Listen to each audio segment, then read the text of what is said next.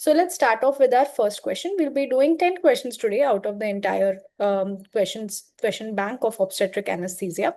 So a 29-year-old primigravida at 39 weeks of gestation is scheduled for an elective cesarean delivery. Okay, and that's because of a placenta previa. Now you give spinal anesthesia with hyperbaric bupivacaine, and what you see is that the patient becomes nauseated and her BP falls to 70 to 38 mm of Hg. What is the most appropriate initial intervention? So now this is a very common scenario. Why do you have this nausea? So as we see, these are the spinal nerves coming out of the spinal cord.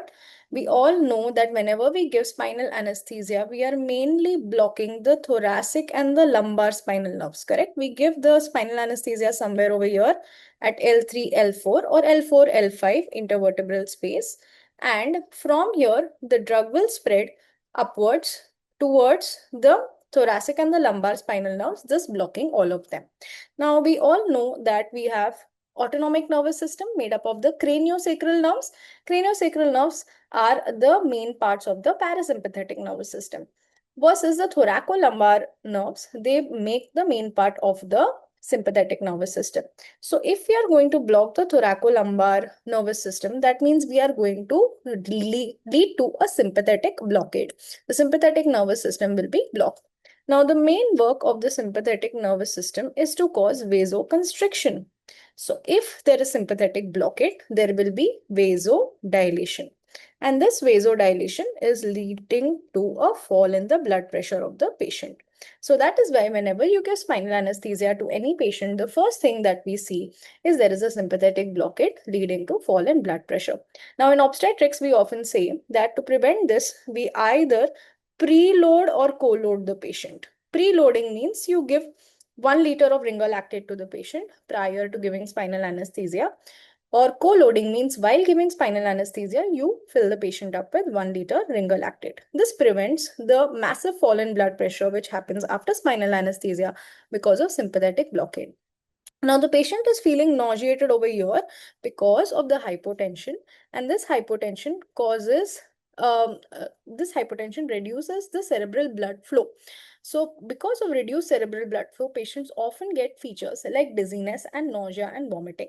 And this is the exact cause of the nausea and vomiting, and that is hypotension. So we have to treat the cause.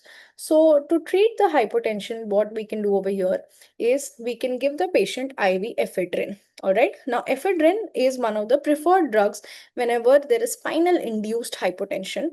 That is hypotension because of spinal anesthesia, because ephedrine works on both alpha and beta receptors in the body. Alpha receptors, when ephedrine acts on the alpha receptors, it causes vasoconstriction, and that's how it brings up the blood pressure. And when it acts on the beta receptors, it brings up the heart rate. Okay, so whenever it brings up the heart rate and it causes vasoconstriction, there is a increase in the cardiac output totally and increase in cerebral blood flow, and this nausea, vomiting, dizziness, all of these symptoms are resolved.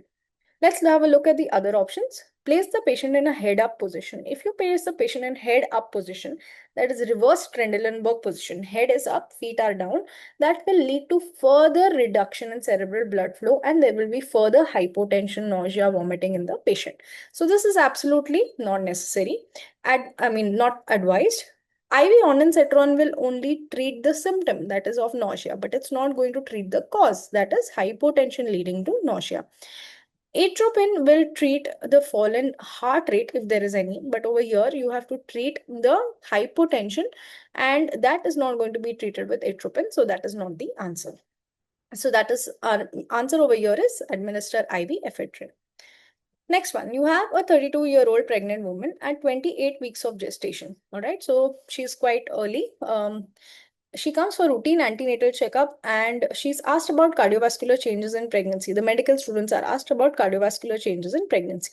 Which of the following statements about maternal cardiovascular adaptation is false? Now, You don't need to remember each and everything that happens in maternal cardiovascular changes, like what happens to the heart rate, what happens to cardiac output, what happens to the plasma volume. You can remember it overall in the sense that the whole point of the pregnancy is going to be to increase the blood flow towards the fetus. If you want to increase the blood flow towards the fetus, you have to increase the maternal cardiac output. To increase the maternal cardiac output, you have to increase the maternal heart rate. All right. Then also, there is going to be expansion of the plasma volume during pregnancy to meet with the placental perfusion and its demands. So if there is excessive plasma in the body, there is going to be increase in the preload of the heart. That is the amount of blood volume coming back to the heart.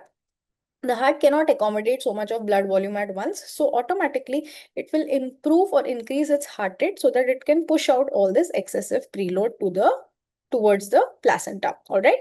Then another thing is you want to make sure that it is easy for the blood to go to the fetus. So always the systemic vascular resistance in the maternal vasculature will fall. There will be less resistance in the blood vessels so that the blood can easily pass on throughout the entire body and especially through the placenta to the fetus. So you can always think of the body is doing many things so that the blood supply to the fetus becomes easy.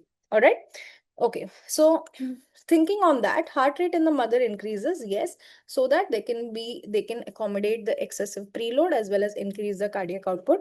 The cardiac output increases so that there is improved placental perfusion. The systemic vascular resistance decreases so that it's easier to perfuse the placenta, and stroke volume increases. Of course, as I told you, there is increased blood because of expansion in plasma volume. There is increased preload or blood coming back to the heart. So the ventricle gets stretched more because of more preload, and according to Frank Starling's law, the more the ventricle gets stretched, the walls get stretched, the more will be the contractility or higher will be the stroke volume. All right.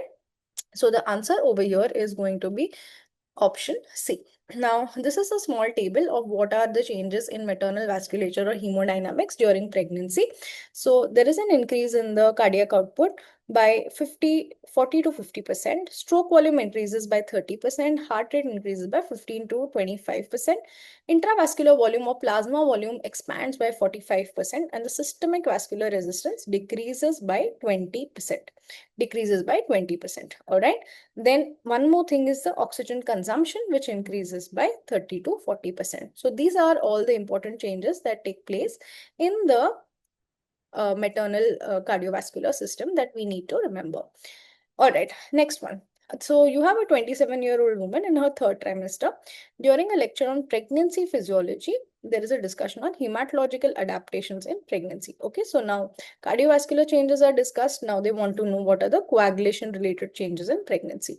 Okay, so remember again, pregnancy is a procoagulant state. What do you mean by procoagulant state? Means you want clots to form. Why do you want clots to form? Because during delivery, there is high chance of maternal postpartum hemorrhage.